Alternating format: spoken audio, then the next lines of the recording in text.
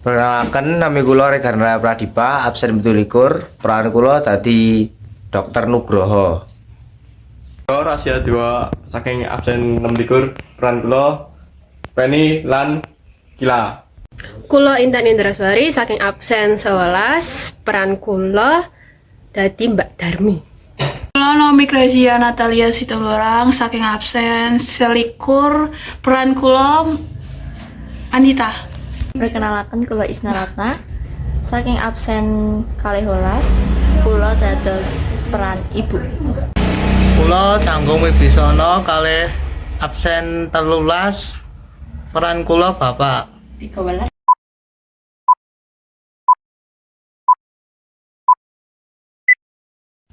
Mbak Dami Andika durung bali. Dereng iki, Pak. Ora iso delok meneh. Mbak Dami tolong jikono wedang putih ya. Oh, nggih. Pak, Bapak, Ana apa to, Bu? iki lho, Pak. Kartu SPP. Iya, coba bawa pisan. Lah kok isih kosong? Ibu wis maringi duit durung. Sampun, Pak. Kalau ini sampun diparingi duit. Masa ya Andita kayak ngono? Sadurunge lah Andita gak pernah kayak ngono, Pak. Nanging nyatane Mbak, coba ditiliki sapa kuwi? Oh, nggih, Bu.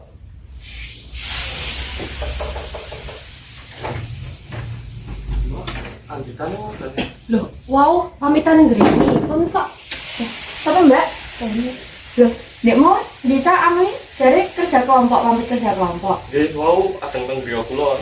Nanging kula tenggo kok dereng dugi-dugi. Lah terus ditekan ngendi ya? Bukan pamitan ning ngomong iki.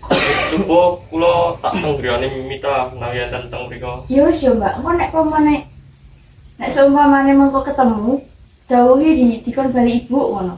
Nggih, kula pamit rumiyin nggih. Nggih, Pak, hati-hati. sapa, Bu? Pengen Pak, golek Dita iki. Lho jare mau arep sinane ngomahe Penny to. Lah iya. Kira-kira nendi ya, Pak Dika?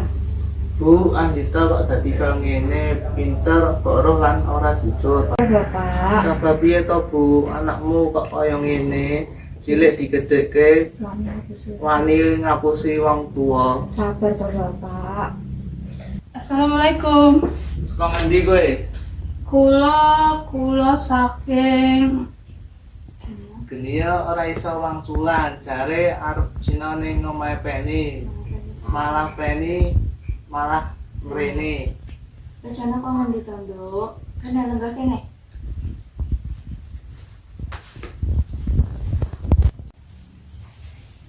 Ampun to, Pak. Sapa kuwi?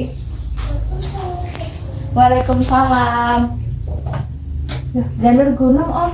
Monggo pinara. Nggih. Monggo. Piye, Om?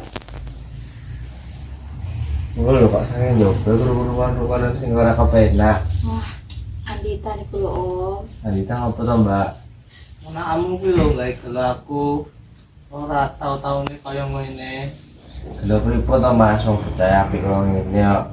Apik kaya apik piye ngono. Sik janu kuwi sapa? Coba cerita iki. nyuwun pangapunten Bapak lan Ibu. Badhe kula kala wingi arep matur nanging dereng saged. Janu iku putranipun baku pecel ing griyanipun sebrange wetan mriku. Kok bisa kenal? Rikala ibu ngutus kula tumbas sekul kala wingi ing prapatan kula ketemu Janu. Dawah lajeng kula tulungi. Kula teraken ing griyanipun jebul ibune Janu gerah. Kahananipun riyatosaken sanget. Kula sekul sing kula tumbas kala wingi kula sukakaken Janu lan ibunipun. Lah iki mau ibu Janu iki sesuk kumat. Walah, ngono ta ceritane? Lah kok piye kadang ibune Janu? Alhamdulillah, untung nek mau kita cepet-cepet nyuwun aku, nek telat ya mbuh. Alhamdulillah. Ya aku iki mau nalika bareng iso ibune kita aku arep bali ketemu karo Pak Camat. Lah bahkan itu sih membayani kuwi. Jujur aku kelingan karo kita. Kelingan piye? Dika itu tak kon tuku Pak Lutipi tak kon tuku obat. Jelas tak obatin teh. Jujur aku ya ora menehi kita duit. Aku bingung kita oleh duit saka ngendi. Nyuwun pangapunten Ibu, kalau wau arto Wes aku ngerti mesti iki duit SPP to. Lah kok perlu bayar iki piye tadi? wiwit bulan Januari ku bebas bayar SPP Ibu, nanging kula matur nanging Iki duit mau hitung karo kabar jajan karo gila. matur nuwun Om. Ayo bejo mundhak nduk. Om iki dite ya akeh kepara turah-turah malahan. Amin. Awit temanipun, Mbak. Mboten kathah, nanging alhamdulillah cekap. Alhamdulillah Mas melu bunga, muga-muga diparingi berkah. Amin. Nyuwun pangapunten Bapak, kula badhe matur kala wingi nanging Bapak lan Ibu sampun tindak. Ajengipun Bapak lan Ibu kesusu bidal ing acara. Siang wau Bapak lan Ibu kesusu mrisakake dek kila. Iya wis rasa diketungi. Kabeh nek faedahe.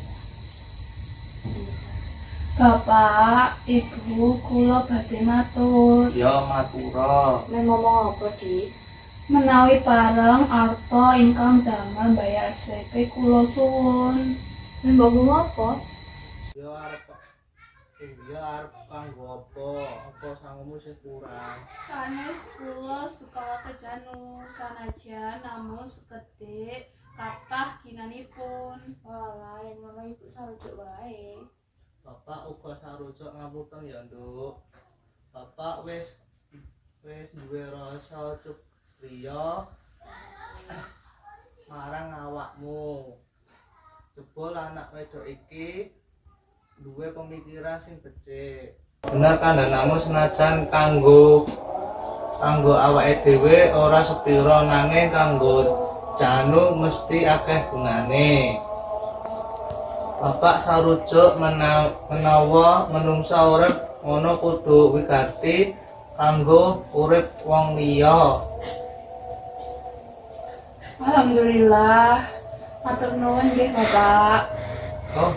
Oh iya, beras ing mburi kae engko weneh ana Janu. Eman-eman ketimbang ning mburi dipangan uler. Bener, Ibu wingi bertumbas beras. Nanging kok malah diterima meh karo Pak Demu saka desa. Ya seneng. Nanging nek kesuwen engko malah dipangani karo uler kaya omongane bapakmu. Nggih Ibu, nggih Bapak, Janu mesti remen sanget. Alhamdulillah melu seneng Mas. Iki mau sowan rene uga arep matur. Ajak anak kamu ganti, Om. Ya ana apa iki? Insyaallah sasi ngarep nek mboten halangan kula ajeng nenekake tasyakuran undangan anak yatim dan dunya. Alhamdulillah tasyakuran apa iki? Nggih namung ngajaken rasa syukur kemawon Mas amargi Gusti sampun paringi kathah kanikmatan dumateng kula lan sekeluarga. Melu seneng nggih, Om. Muga-muga sak keluarga dikei kesehatan, sehat kabeh, kei berkah, keselamatan lan berberkah. Amin. Insyaallah muga aku Mbak Ilmu lan uga ponakanmu Dita lan kila bakal teka. Donga aku muga-muga bisa kelaksana lan ora rubeta kalis lir ing sembekala. Amin. Oh iya, kila mau piye Bu? Gila pun sehat tok, Bapak.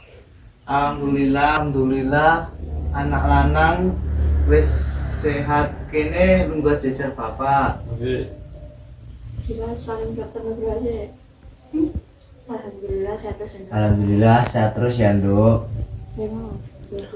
Lho Bu mau tak tumbas martabak senengan anak wedok lho. Neng ngendi mau? Mbak Dami, Niki enten Mbak. Wah, pas banget iki. Ya wes ayo dipangan bareng-bareng. Mbak Dami melu lungguh kene. Mboten sah kula jeng mendhet unjukan meneh. Oh nggih, Bu. Ya wis nek no. Ipun Mas, Mbak, gandeng wis sore, kita pamit sih ya Mas.